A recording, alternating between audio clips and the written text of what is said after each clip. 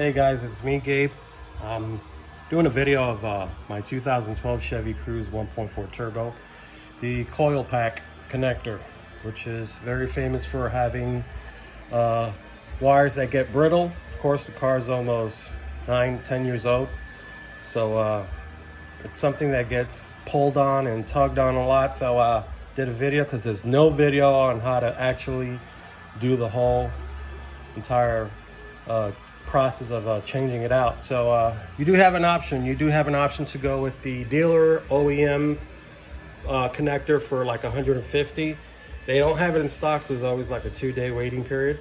Or you can go to an auto parts store that has it as well, but also needs to have it shipped to you. So they go from 59, 70, 90 bucks. I got a good deal on one for 80 bucks.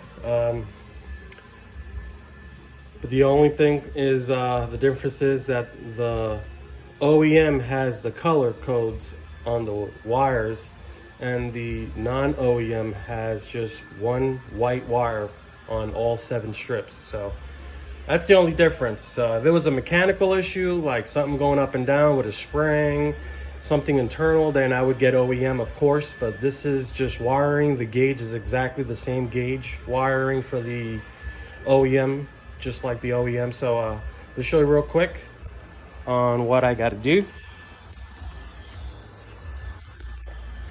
So this is the actual connector that comes with the car. Plugs into the coil pack right here. So one famous thing for going wrong is there's a clip that goes in here that breaks off, so now you have nothing to actually keep it on while it's on the car. So that was one problem. And the second problem is these cables go very, very, very brittle.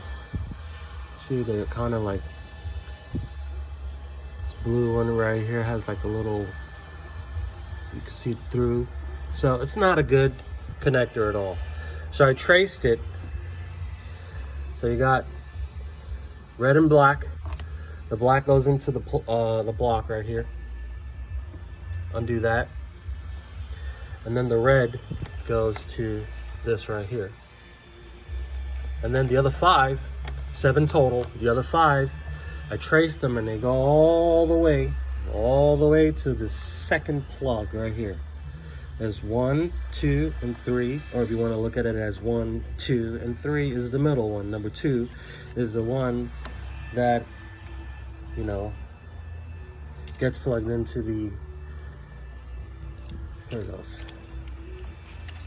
gets plugged into the coil pack. So I went and got the one, same one.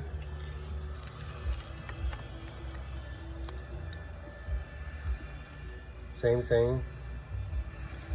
So you see, these are color coordinated and this is all, but obviously common sense, you know, plug it into the car, plugs in very well, then you just follow it. Start the process of elimination. Start with all the way on the left and just work it one by one.